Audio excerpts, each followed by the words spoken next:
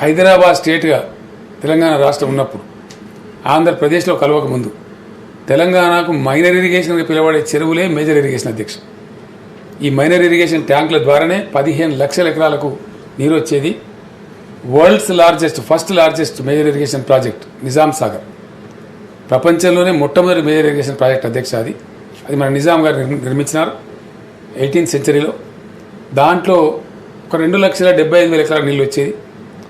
Koil Sagar, upper Maner, Musi కత్వలు, Asif Nagar canal, ఇట్లాంటి మన పాకాల, లక్నవరం, గణపురం లాంటి చెరువులు మీడియం ఇరిగేషన్ ప్రాజెక్ట్స్ లైక్ ఇవన్నీ కలిపి, డిండి ఇవన్నీ కలిపి దాదాపుగా ఒక 3.5-4 లక్షల ఎకరాలకు నీళ్ళు ఇచ్చేది. 5 లక్షల ఎకరాలు సుమారుగా నిజాం సాగర్ మీడియం ఇరిగేషన్ కల్పిస్తే మిగిలిన 15 లక్షల ఎకరాలకు మన ఇరిగేషన్ ద్వారానే వచ్చేది అధ్యక్ష. కాలక్రమంలో అవి దెబ్బతినిపోవడం, ఆ తదనంతరం ఎకలాజికల్ ఇంబ్యాలెన్స్ వచ్చి వాతావరణ సమతుల్యత పోవడం, సరి అయిన వర్షపాతం లేకపోవడం, ఇట్లాంటి అనేక కారణాంతరాల వల్ల తెలంగాణ వ్యవసాయ రంగం పూర్తిగా కునారిల్లిపోయింది అధ్యక్ష. వలస బతుకులైపోయినాయి. ఒక పాలమూరు జిల్లా నుంచే 35 లక్షల జనాభా నుంచి 15-20 లక్షల మంది అన్నమో రామచంద్ర అని చెప్పి దేశం మీద కూడా బతికేటువంటి వలస జిల్లాగా అది మారిపోయింది. నల్గొండ జిల్లా నుంచి కూడా వలసలు పెరిగినాయి. మా పూర్వ మెదక్ జిల్లా, ప్రస్తుత సంగారెడ్డి జిల్లా నుంచి కూడా నారాయణఖేడ్ ఆ ప్రాంతాల నుంచి విపరీతంగా వలసలు వచ్చేది. ఇంకా ఇతర ప్రాంతాల్లో కూడా ఇబ్బందులు జరిగేది అధ్యక్ష. ఎస్ఆర్ఎస్పి ఆయకట్టు లాంటి ప్రాంతాలలో కూడా 2-3 సంవత్సరాలకు ఒకసారి కూడా ఎస్ఆర్ఎస్పి నిండినటువంటి పరిస్థితులు, అక్కడ కూడా కరువు ఛాయలు మనల్ని వెంటాడినాయి అధ్యక్ష. చాలా ఇబ్బందులు జరిగినాయి. వాటి నుంచి తేరుకోవడం కోసం షార్ట్ జెస్టేషన్ కాబట్టి, దేవుడు మన్నించి వర్షాలు కురిస్తే సత్వర ఫలితాలు వచ్చేటువంటి అవకాశం కాబట్టి మనం మిషన్ కాకతీయ చేపట్టినాం. అది మంచి ఫలితాలు ఇచ్చింది సార్. దాని పూర్తి రిజర్వేషన్ ఆల్మోస్ట్ అంటే మేజర్ చెరువులు శాసనసభ్యులు ఏం చేసినారంటే వాళ్ళ దగ్గర ఉండేటువంటి చెరువులలో అతి పెద్ద చెరువులు, అతి ఎక్కువ ఆయకట్టు పారే చెరువులను ముందు టేకప్ చేసినారు. కాబట్టి వాల్యూమ్ సైడ్ చూస్తే మనకు చాలా పెద్ద రిలీఫ్ వచ్చినారు. కాబట్టి ఆ రకంగా చాలా పెద్ద ఎత్తున మిషన్ కాకతీయ విజయం సాధించింది. దాంట్లో చాలా అప్పుడు ఇరిగేషన్ మినిస్టర్గా హరీష్ రావు అంటే అతనికి కూడా డౌట్ ఉండేది. ఈ మట్టిని రైతాంగమే తీసుకెళ్తారని చెప్తే అందరూ కూడా అనుమానపడ్డారు. కానీ అనూహ్యమైన రీతిలో ప్రజలు కూడా ముందుకు వచ్చి ఒక ఉద్యమ స్ఫూర్తితోని కొన్ని వేల లక్షల ట్రాక్టర్ల మట్టిని వారి ఖర్చు మీద వారి పొలాలకు తరలించినారు అధ్యక్ష. That was the very important component of mission Kakatiya. It was a grand success. ఆ విధంగా రైతుల భూములకు ఫర్టిలిటీ వచ్చింది, చెరువులలో పూడికలు పోయినాయి, నీటి నిల్వ సామర్థ్యం పెరిగింది, గండ్లన్నీ పూడ్చినారు, చాలా బాగా జరిగింది.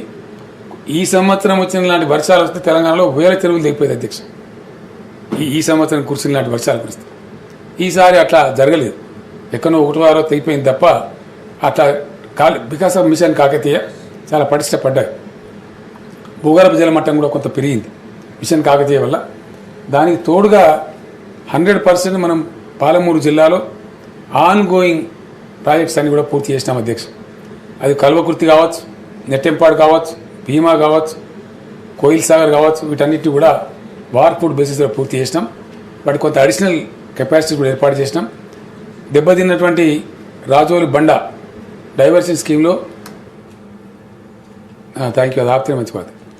రాజోలి బండ డైవర్షన్ స్కీమ్లో మనం దెబ్బతిన్నాం. అది మన ఒరిజినల్ ప్రాజెక్టు, మనకు బచావ్ ట్రిబ్యునల్లో అవార్డు ఉన్నటువంటి ప్రాజెక్టు. దానికి ప్రత్యామ్నాయంగా కూడా తుమ్మిళ్ళ ఎత్తిపోతల పథకాన్ని తీసుకున్నాం అధ్యక్ష. అది కూడా పాక్షికంగా కంప్లీట్ అయిపోయింది, ఇంకా పూర్తి కావాల్సిన అవసరం ఉంది. అది కూడా పూర్తి అయిపోతే పాతార ఆయకట్టు, ఆర్డీఎస్ ఆయకట్టు కూడా కంప్లీట్గా మనకు వస్తుంది. I think by next year అది కూడా కంప్లీట్ అయిపోతుంది. ఆ రకంగా ఆన్ గోయింగ్ ప్రాజెక్ట్స్ కంప్లీట్ చేయడం వల్ల జూరాల ప్రాజెక్టు కలుపుకొని ఒక్క మహబూబ్నగర్ జిల్లాలోనే 11 లక్షల మేర ఆయకట్టు మనం బ్రహ్మాండంగా పంటలు పండించగలుగుతా ఉన్నాం అధ్యక్ష.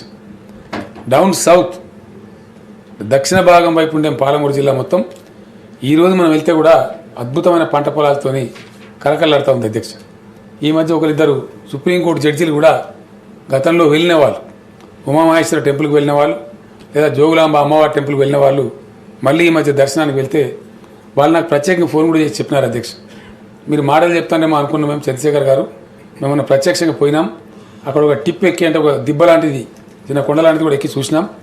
ఎటు చూసినా పచ్చగా కనబడుతుందని మాకు కూడా చాలా సంతోషం వేసింది. ఆ ఏరియా కంప్లీట్ చేంజ్ అయింది అని చెప్పినారు అధ్యక్ష.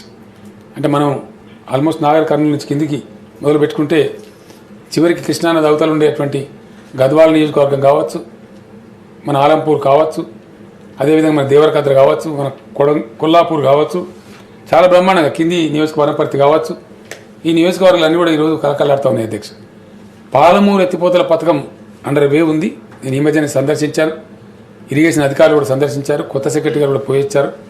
దానికి ఒక 10-11 వేల కోట్ల రూపాయల డబ్బు కూడా ఉంది, శాంక్షన్ మనీ, ఇబ్బందులు కూడా లేవు.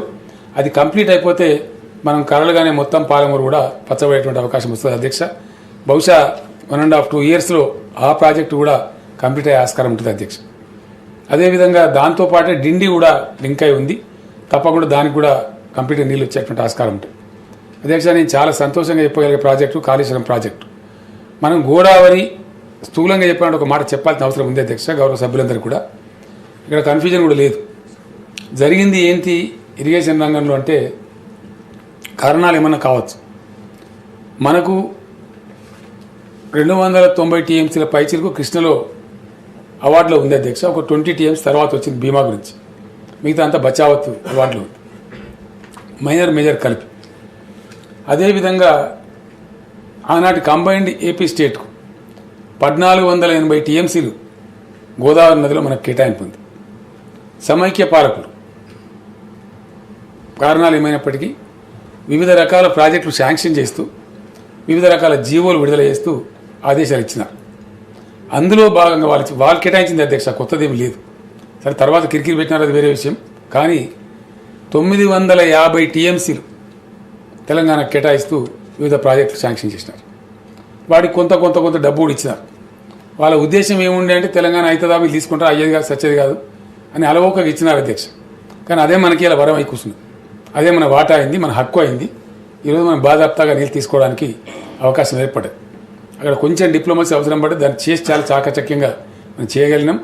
చాలా సంతోషం, మనందరి గర్వకారణం. మనకుండే రైట్ను 950 టీఎంసీలను సంపూర్ణంగా తీసుకోవడానికి మేము పూర్తిగా సమాయత్తమైనాం అధ్యక్ష.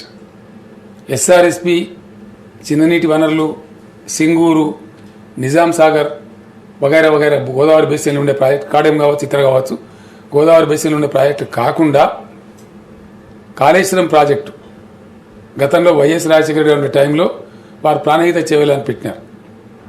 నేను వారిని విమర్శించడం నా ఉద్దేశం కాదు, నాకు అవసరం కూడా లేదు అధ్యక్ష. అప్పుడు ఏమిటంటే చాలా చిన్న తరహా డిజైన్ చేసినారు. 16 లక్షలకు నిలుస్తామని చెప్తే 14 టీఎంసీల స్టోరేజ్ మాత్రమే పెట్టినారు అధ్యక్ష. అవి చాలా చిన్నవి పెట్టినారు. అది వాస్తవంగా ప్రాక్టికబుల్ కాదు, ఆ రకంగా సాధ్యం కూడా కాదు. స్టోరేజ్ పెరగాల, ఉన్నవాటి స్టోరేజ్ కూడా వినియోగం చేసుకోవాలా, మధ్య ఉన్న వాటిని కంప్లీట్ చేయాలా అని ఒక టోటల్ రీఇంజనీరింగ్ చేయడం జరిగింది అధ్యక్ష. నీళ్ళు ఎన్ని అవసరమో అన్ని తీసుకోవాలని ఉద్దేశంతో చేసినాం తప్ప వేరే ఉద్దేశం లేదు. దాని మీద సరే రకరకాల అపార్థాలు మాట్లాడారు, తప్పులు మాట్లాడారు, రకరకాల ప్రచారాలు కూడా చేసినారు. కానీ ప్రజలు మా వెంట నిలిచినారు అధ్యక్ష. మేము చేసింది కరెక్ట్ అని చెప్పి మొన్న ఎలక్షన్లో రుజువు చేసినారు. 2018 ఎలక్షన్స్లో మాకే మళ్ళీ మ్యాండేట్ ఇచ్చినారు. మేము ఎంచుకున్న మార్గం సరి అయినదని చెప్పి పీపుల్ హ్యావ్ ఎండార్స్డ్. కాబట్టి దాన్ని ఇంకా బలంగా ముందుకు తీసుకొని పోతా ఉన్నాం. వెరసి ఏదైతే లక్ష్మీ బ్యారేజ్ దగ్గర నుంచి ప్రాణహిత జాయిన్ అయిన తర్వాత నీళ్ళు తీసుకురావాలని అనుకున్నాం అధ్యక్ష. అది పూర్తి విజయవంతంగా ఎక్కడ ఏ చిన్న పొరపాటు లేకుండా అనుకున్న నీటి సామర్థ్యంతో పంపులు నడుస్తూ ఉన్నాయి, బ్యారేజీలు పనిచేస్తూ ఉన్నాయి, రిజర్వాయర్లు పనిచేస్తూ ఉన్నాయి. అద్భుతమైన ఫలితాలు కన్న ముందు కనపడుతున్నాయి అధ్యక్ష. ఇప్పుడు రైట్ నౌ కనపడతా ఉన్నాయి. కాకతీయ కాలువ గత 120 రోజుల నుంచి చరిత్రలో ఏనాడు లేని విధంగా నిరంతరంగా ప్రవహిస్తూ కోదాడ వరకు కూడా నీళ్ళు అందిస్తూ ఉంది అధ్యక్ష. సూర్యాపేట జిల్లా తమరి జిల్లాని తమ పాత జిల్లా తమరికి తెలియదు కాదు. అక్కడ ప్రజలు సెలబ్రేట్ చేస్తూ ఉన్నారు. దీపావళి పండుగను కాలువ కట్ట మీద చేసినారు అధ్యక్ష అనేక గ్రామాలు. నేనేదో సందర్భంగా హుజూర్ నగర్ బై ఎన్నికలో మా అభ్యర్థి గెలిస్తే ప్రజలను అభినందించడానికి థ్యాంక్స్ గివింగ్ సభకు పోతే దాన్ని ఎత్తుకొని బంతిలాగా ఎగిరేసినారు అధ్యక్ష. అక్కడ అంత బాగా ప్రజలు సెలబ్రేట్ చేస్తూ ఉన్నారు. ఈరోజు తుంగతుర్తి కావచ్చు, సూర్యాపేట కావచ్చు, కోదాడలో కొన్ని ప్రాంతాలు కావచ్చు, పచ్చని పంట చేలతో అద్భుతంగా కలకలాడుతూ ఉన్నాయి. చాలా గొప్ప ఫలితాన్ని సాధించింది. వరంగల్ జిల్లా వాళ్ళు కావచ్చు, కరీంనగర్ జిల్లా వాళ్ళు కావచ్చు, ఆ నీళ్ళని కళ్ళారా చూస్తూ ఉన్నారు. ఇప్పుడు నేను మాటలు కూడా ఇక్కడి నుంచి లైవ్ టెలికాస్ట్ పోతా ఉంటే ప్రజలు కూడా వింటూ ఉన్నారు. ఇది అక్షర సత్యం అధ్యక్ష, జరుగుతూ ఉంది.